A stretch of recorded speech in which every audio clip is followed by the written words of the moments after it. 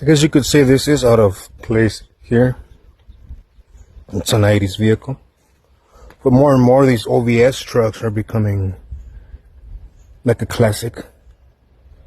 A staple in every car show, even if it's a long bed. I think so anyway.